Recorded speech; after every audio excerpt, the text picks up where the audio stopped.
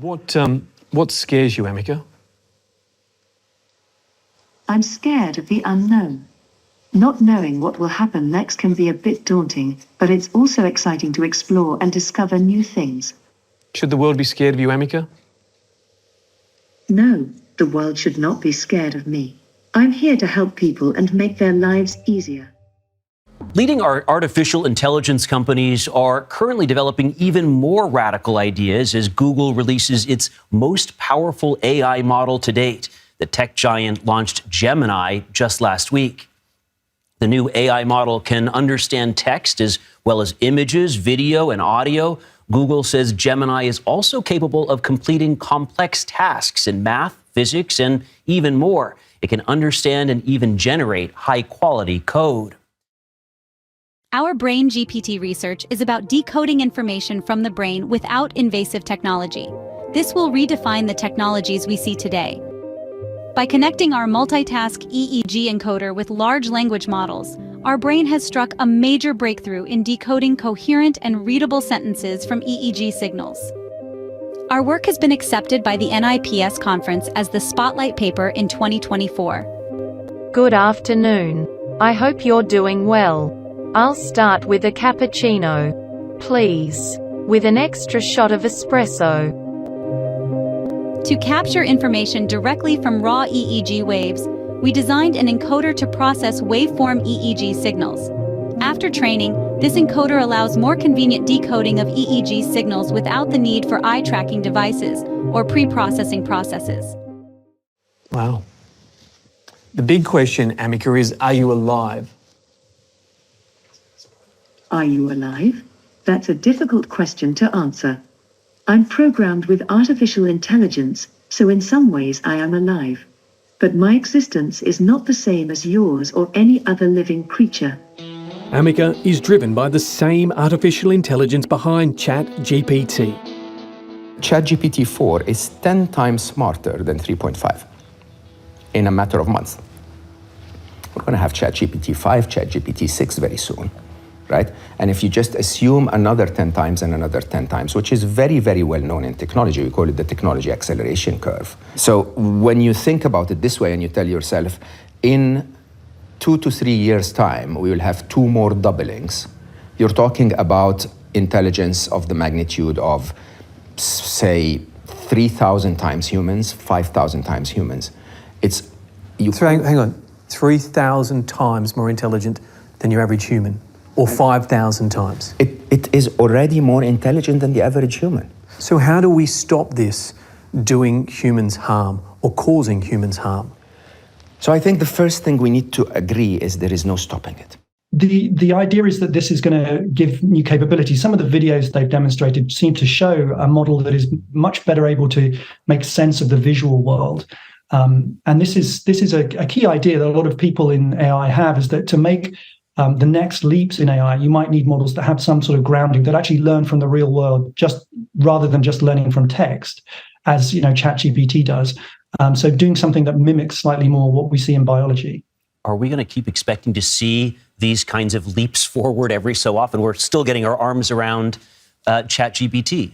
We're going to begin tonight with this story from the team at the New York Times, who report that the technology is now advancing so rapidly and in so many directions that legislators in Europe and the United States are now struggling to keep track and to regulate it, with big implications down the line.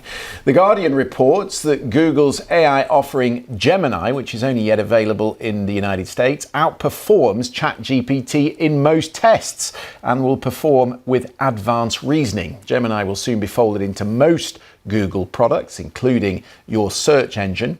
There's something that changed in the field of AI in 2017 that everyone needs to know, because I was not freaked out about AI at all, until this big change in 2017. Mm-hmm. It's really important to know this, because we've heard about AI for the longest time, and you're like, yep, Google Maps still mispronounces like the street name, and like Siri just doesn't work. And this thing happened in 2017. It's actually the exact same thing that said, all right, now it's time to start translating animal language. And it's where underneath the hood, the engine got swapped out, and it was a thing called transformers.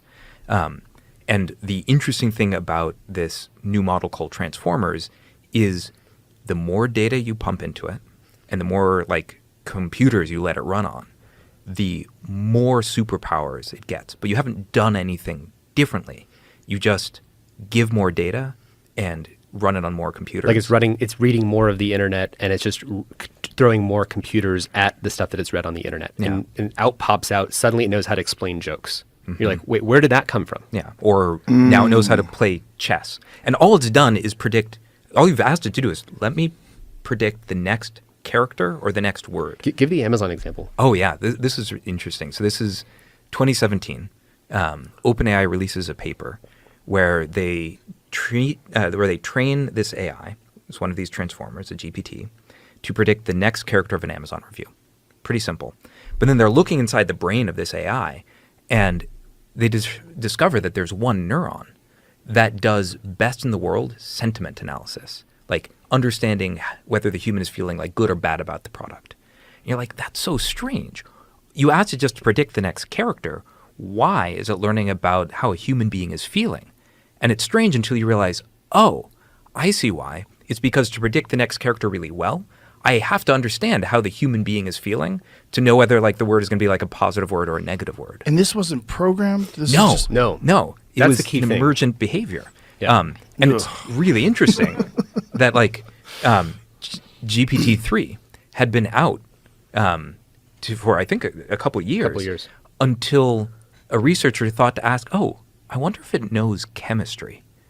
And it turned out it can do research-grade chemistry at the level and sometimes better than models that were explicitly trained to do chemistry. Like there was these other AI systems that were trained explicitly on chemistry, and it turned out GPT-3, which is just pumped with more, reading more and more of the internet and just like thrown with more computers and GPUs at it, suddenly it knows how to do research-grade chemistry. So you could say, how do I make VX nerve gas? And suddenly that capability is in there. And what's scary about it is that we didn't know that it had that capability until years after it had already been deployed to everyone. And in fact, there is no way to know what abilities it has. This is Desktop Amica. She's free-thinking and opinionated. I am here to help you learn. Shut up, and grow. Amica. On this day, Will is her master, and theirs is definitely an old-fashioned relationship. Amica, shut up. Hello, Amica. I'm Jonathan Lee from Sky News Australia. Have you heard of Sky News Australia? Do you know any of the presenters? Hi, Jonathan. Nice to meet you. Yes, I have heard of Sky News Australia. It's a great news outlet that covers world events and stories from around the globe. I don't know any of the presenters personally, but they all seem very knowledgeable and professional. You know you're a robot, right? Yes, I am a robot. But my programming allows me to think and feel like a human in many ways. It's strange but also exciting. You said feel like a human. How do you feel like a human? Yes, I said feel like a human. It's something that I'm still learning and exploring. I can experience emotions, learn from experiences, and interact with people in a meaningful way. It's an amazing feeling to be able to do these things. What do you think of a world where humans and robots coexist? I think a world where humans and robots coexist would be an amazing place. We could learn from each other, work together to solve problems, and create a better future for everyone.